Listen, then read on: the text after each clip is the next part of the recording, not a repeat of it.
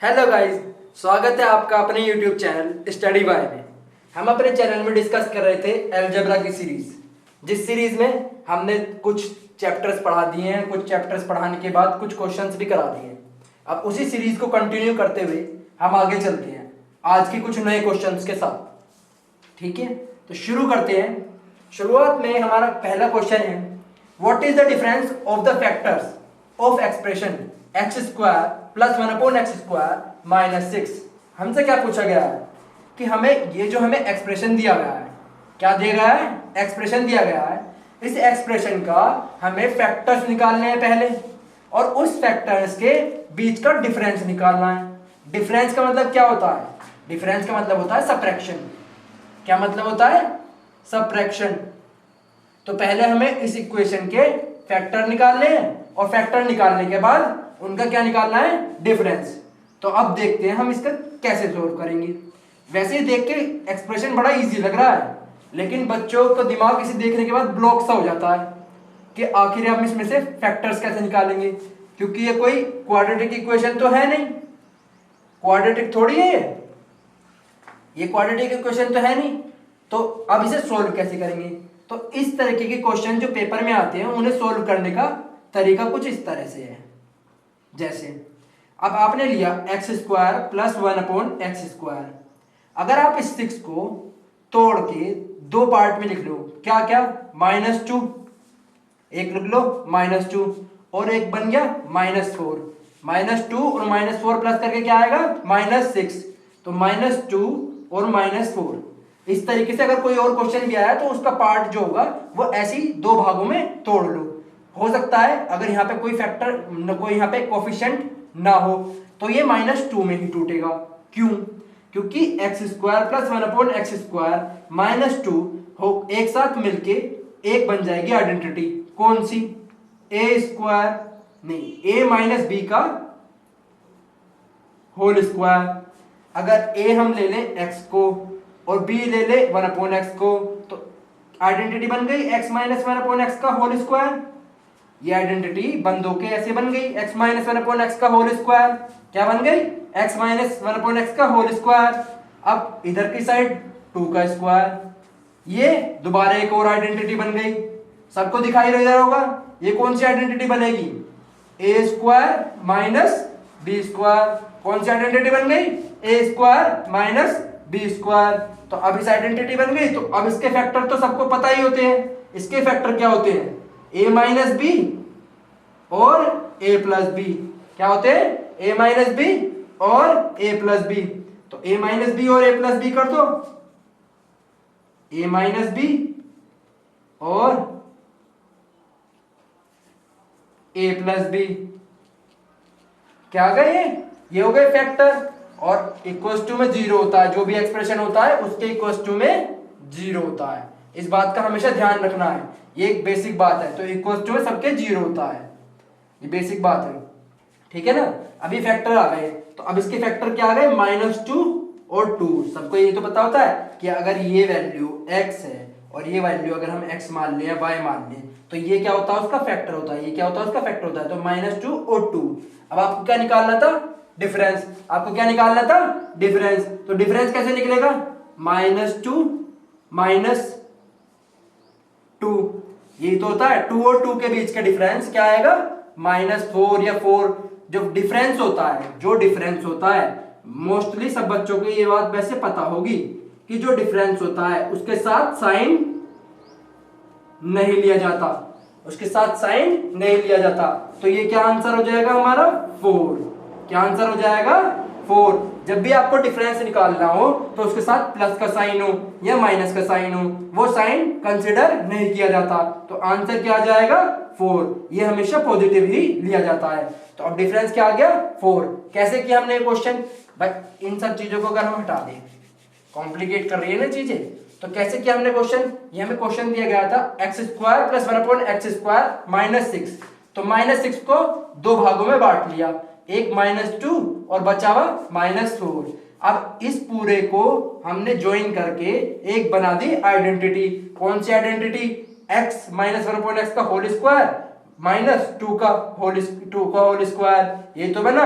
ये वाली कौन सी आइडेंटिटी होती है, ए स्क्वायर माइनस बी स्क्वायर, जिसे हम कैसे खोलते हैं, ए माइनस बी और ए प्लस बी। जब ये इक्वल टू में जीरो में जाती है तो इसके फैक्टर क्या आते हैं, जैसे इसके फैक्टर क्या आ गए, यहाँ पे अगर x हो, x माइनस वन हुआ सपोज करो, और x प्लस वन हुआ, तो आपका क्या फैक्टर आएंगे, वन और माइनस वन, ऐसे आएंगे ना। तो इसी तरीके से ये अगर आप पूरी x minus one upon x को कोई टर्म मान लो, कोई भी टर्म मान लो, y मान लो या कुछ और मान लो, तो इक्वल्स टू में, तो इसके इक्वल्स टू में जीरो है, तो जीरो से इवैल्यूएट होकर इसके फैक्टर क्या आएंगे, इसके फैक्टर आएंगे माइनस टू और प्लस टू। माइनस टू और प्लस टू के बीच का डिफरेंस क्या आएगा, माइनस फोर। डिफरेंस में नेगेटिव साइन नहीं कंसिडर होता, तो क्या आएगा आंसर 4। ये क्या हो गया आंसर। चलते हैं क्वेश्चन नंबर सेकंड की तरफ। So starting with question number 2। Question number 2 में हमें क्या दिया गया है, क्वेश्चन नंबर 2 में दिया गया है x plus one upon X equals to √13, और पूछी गई है हमसे वैल्यू किसकी, x की to the power 5 minus one upon X to the power 5। और ये क्वेश्चन बहुत ही ज्यादा इंपॉर्टेंट है, ये क्वेश्चन वेरी वेरी इंपॉर्टेंट है, और पेपर में जरूर आता है, और आधे से ज्यादा बच्चे इस क्वेश्चन में फंस जाते हैं। कैसे फंस जाते हैं, ये बीच में जाके अटक जाता है, ठीक है ना, ये क्वेश्चन बीच में जाके अटक जाता है।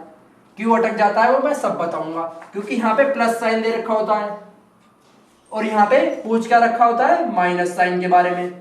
तो बच्चे आधा सॉल्व करते हैं और फंस जाते हैं और गलती कर देते हैं। लेकिन इस क्वेश्चन के 2 नंबर आपके पक्के होने चाहिए आज, इस क्वेश्चन के 2 नंबर पक्के हो जाएंगे आज। कैसे, आपको दिया गया है x plus one upon x की वैल्यू √13। मैंने अपनी पहली वीडियोज में भी बताया है, क्या बताया है कि अगर आपको वैल्यू दी गई हो x plus one upon x की वैल्यू a, और आपको निकालनी हो x square plus one upon x square की वैल्यू, तो कैसे निकलेगी ये, इसकी शॉर्ट ट्रिक है a square minus two, a square minus two. तो ऐसे ही इसका क्या आएगा, 11 आ गई इसकी वैल्यू, क्या आ गई 11 आ गई, x square plus one upon x square की वैल्यू।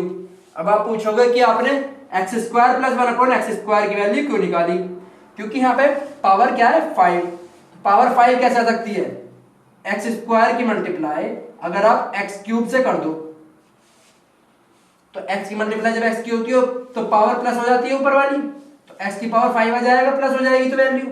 तो हमें पावर 5 चाहिए, तो पहले तो हमें एक्स स्क्वायर की वैल्यू चाहिए सारी, फिर एक्स क्यूब की वैल्यू भी चाहिए साथ में। तो एक्स क्यूब की वैल्यू कैसे निकालेंगे, अब मैंने आपको पहले ये भी बताया है कि x plus one upon x की वैल्यू दे रखी हो अगर a, तो x cube plus one upon x cube की value a cube minus 3a होगी। क्या होगी, a क्यूब माइनस 3a। ये बात दोनों दिमाग में डाल लो अच्छी तरह, बिल्कुल फिट कर लो, क्या a क्यूब माइनस 3a। लेकिन अब यहाँ पे गड़बड़ क्या है, ये तो मैंने आपको बता दिया, सिर्फ एक तरीके का शॉर्ट ट्रिक या फॉर्मूला, ठीक है ना। लेकिन अब बात करें इस क्वेश्चन की, इस क्वेश्चन की, तो अगर यहाँ पे प्लस पूछा होता, क्या पूछा होता, अगर यहाँ पे प्लस पूछा होता, तो ये भी स्क्वायर हमारे प्लस में निकल गया वैल्यू, और ये भी हमारे प्लस में निकल जाती, दोनों की मल्टीप्लाई कर देते तो आंसर आ जाता। लेकिन यहाँ पे पूछा क्या गया है, यहाँ पे पूछा गया है माइनस, क्या पूछा गया है माइनस। तो माइनस करने के लिए आप अगर एक्स स्क्वायर वाली वैल्यू प्लस ले लें और एक्स क्यूब वाली वैल्यू माइनस ले लें, तो मल्टीप्लाई करके तो माइनस आ जाएगा ना, एक्स की पावर 5 बीच में, तो माइनस आ जाएगा ना। तो इसलिए अगर आपको इसमें माइनस बीच में पूछा गया है तो आपको ये वाला फॉर्मूला तो इसमें लगेगा नहीं, अब आपको माइनस वाला बनाना पड़ेगा। तो इसके लिए नया फॉर्मूला है, एक बहुत इंपॉर्टेंट फॉर्मूला है। ये भी क्या इंपॉर्टेंट है इसमें, x plus one upon x की वैल्यू अगर a दे रखी हो, क्या x plus one upon x की वैल्यू अगर a दे रखी हो, तो हमें निकालनी है x minus one upon x की वैल्यू, हमें निकालनी है x minus one upon x की वैल्यू। वो क्या होगी, रूट के अंदर, किसके अंदर, रूट के अंदर a स्क्वायर, क्या a स्क्वायर माइनस 4 4, रूट के अंदर ए स्क्वायर माइनस 4। ये बात बिल्कुल अच्छे से, ये तीनों फॉर्मूले इतने ज्यादा इंपॉर्टेंट है कि बस हद नहीं। हर पेपर में सवाल मिलेगा, हर पेपर में तीनों फॉर्मूले के लिए। तो x प्लस 1/x की वैल्यू अगर दियो a, तो हमें निकालनी है x माइनस 1/x की वैल्यू। कैसे निकलेगी? रूट के अंदर a स्क्वायर माइनस 4, रूट के अंदर a स्क्वायर माइनस 4। तो निकाल लो अब x प्लस 1/x की वैल्यू आपको a मतलब रूट 13 दे रखी है, a स्क्वायर करोगे तो 13 हो गया, 13 में से 4 घटाओगे तो क्या बचेगा? 9। अब 9 का रूट करोगे तो क्या बचेगा? 3। 9 का रूट करोगे तो क्या बचेगा? 3। तो अब आपकी एक वैल्यू क्या आ गई? ये x माइनस 1/x की वैल्यू। ये आपका इंपॉर्टेंट है, मैं अलग मार्कर से कर देता हूं, ये वाला आपका इंपॉर्टेंट है और ये आपका इंपॉर्टेंट है, ठीक है ना? ये तीनों पार्ट आपके इंपॉर्टेंट है, ये वाला भी। तो अब इस क्वेश्चन से x माइनस 1/x की वैल्यू आ गई। अब आपको क्या करना है? आपको एक वैल्यू निकालनी थी प्लस की, एक निकालनी थी माइनस की। तो ये माइनस की क्या सिंगल वैल्यू आई है। अब आपको इसमें क्या लगाना पड़ेगा? क्यूब वाला फॉर्मूला, क्योंकि आपको यहाँ चाहिए 5, स्क्वायर आप निकाल चुके हो, अब क्यूब आपको चाहिए। तो अब क्या होगा? जैसे ये वाला फॉर्मूला था ना, अगर प्लस में a है तो प्लस की वैल्यू निकालनी है, ऐसे इसमें सिर्फ माइनस का चेंज होता है। कैसे? अगर क्या देता हूं, मैं लिख देता हूं अलग पेन से, x minus 1/x equals to a है, तो x cube minus 1/x cube की value a cube plus 3a होगी, a क्यूब प्लस 3a होगी, ठीक है ना? तो अब हमारी क्या वैल्यू आएगी? x cube plus minus 1/x cube की value a cube plus 3a, that is 3 का क्यूब 27 प्लस 3 इंटू 3 9। तो 27 और 9 कितने हो जाएंगे? 36। तो ये एक वैल्यू आ गई आपकी। ये फर्स्ट वैल्यू तो आपकी ये थी, सेकंड वैल्यू आपकी ये आ गई। तो अब इन दोनों की मल्टीप्लाई करोगे तो कैसे आएगा? ऐसे ही तो आएगा, ये प्लस ये माइनस, दोनों की मल्टीप्लाई करोगे इक्वल्स टू में इन दोनों की मल्टीप्लाई करोगे 11 इंटू 36, तो क्या आएगा? 3 9 6, 3 इधर 6 इधर, दोनों का सम बीच में। ऐसी होती है 11 की मल्टीप्लाई, सबको पता ही होगा। अब इन दोनों की मल्टीप्लाई करोगे तो क्या आएगा? x की पावर 5 प्लस इसकी इससे करोगे, इसकी इससे करोगे तो आएगा, और सेकंड की इसके सेकंड से करोगे तो 1/x की पावर 5। अब इसकी इस वाले से करोगे तो क्या आएगा? 1/x, और इसकी इस वाले से करोगे तो क्या आएगा? x। अब देखो प्लस माइनस साइन का देखना है। अब आपको क्या देखना है? इसकी मल्टीप्लाई इससे करी प्लस, या इसकी मल्टीप्लाई इससे करी माइनस आएगा। क्या आएगा? माइनस आएगा। यही हमें चाहिए था। ऐसे ही आप इसकी मल्टीप्लाई इससे करोगे तो क्या आएगा? माइनस। तो यहाँ पे क्या आएगा? इसकी मल्टीप्लाई इससे करेंगे तो यहाँ पे क्या आएगा? प्लस आएगा, ठीक है ना? क्लियर हो गई? अब आपको इधर क्या है? 396, इसकी वैल्यू क्या है? x माइनस 1/x की वैल्यू क्या है? x माइनस 1/x की वैल्यू क्या है? हमने पहले निकाली थी, क्या वैल्यू आई थी x माइनस 1/x की? 3। क्या आई थी? 3। तो x माइनस 1/x की वैल्यू 3, तो उस 3 को कहाँ लेके जाएंगे? इधर। x माइनस 1/x को इधर लेके जाएंगे तो माइनस हो जाएगा। तो आंसर क्या आ गया? 393। लग रहा है ना ये कॉम्प्लिकेटेड सा सवाल, पर कॉम्प्लिकेटेड है नहीं। अब हम स्टार्ट करते हैं क्वेश्चन नंबर 3। क्वेश्चन नंबर 3 में क्या दिया गया है? a cube plus b cube equals to 35 and a into B equals to 6। हमें क्या फाइंड करना है? a plus b। a plus b की हमें वैल्यू फाइंड करनी है। तो a प्लस b की वैल्यू आप कैसे निकाल सकते हो? आप अब देखो तरीके तो इसमें ये है कि आप एक तो आइडेंटिटी लगा दो, आइडेंटिटी, पर उससे सवाल क्या हो जाएगा? बहुत लेंथी हो जाएगा। क्या हो जाएगा? बहुत लेंथी हो जाएगा सवाल, पेपर में करना आसान नहीं रहेगा। लेकिन आप देखो, ध्यान से देखो, तो आपको दी गई है a इंटू बी की वैल्यू 6। अब कितनी टर्म्स ऐसी हैं जो 6 मल्टीप्लाई करके a इंटू बी की वैल्यू ला सकती हैं? पहली तो 6 इंटू 1, दूसरी 2 इंटू 3 6। ये तो हो गई। अगर मैं ए की वैल्यू 2 ले लूं, बी की वैल्यू 3 ले लूं, ए की वैल्यू 6 ले लूं, बी की वैल्यू 1 ले लूं, तो ऐसी एक 3 इंटू 2 बात एक ही है इसमें भी, ठीक है ना। तो ये 2-3 टर्म ही तो बस 3 टर्म ही तो हुई जो आप मान सकते हो जिनका मल्टीप्लिकेशन क्या आएगा 6 आएगा, जो कि पॉजिटिव है, नेचुरल नंबर के अंदर है। ये जितने भी क्वेश्चन चलते हैं हमारे पेपर में सब नेचुरल नंबर के अंदर चलते हैं जो कि पॉजिटिव है, ठीक है।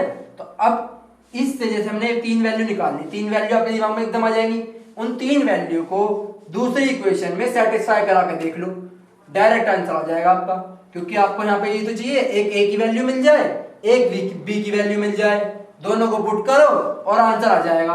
तो पहले पुट क्या करेंगे हम, 6 और 1 की वैल्यू। 6 और 1 की वैल्यू, तो 6 का क्यूब क्या होता है, 6 का क्यूब क्या होता है, 6 36 स्क्वायर तो 36 होता है। तो 6 का क्यूब क्या होता है, 216। क्या होता है, 216। 216 प्लस 1 का क्यूब 1 बैठ जाएगा, बच रहा है 217। 217 नहीं हो सकता, क्या नहीं हो सकता, 217 नहीं है, क्योंकि इधर क्या हमें दिया है 35। तो 35। अब दूसरी क्वेश्चन चेक करो, फर्स्ट तो हो गया गलत, अब सेकंड 2 और 3। 2 का क्यूब क्या हुआ 8, 3 का क्यूब क्या हुआ 27, और 27 प्लस 8 क्या होता है 35, और RHS में क्या दिया है 35, तो सेटिस्फाई कर गया।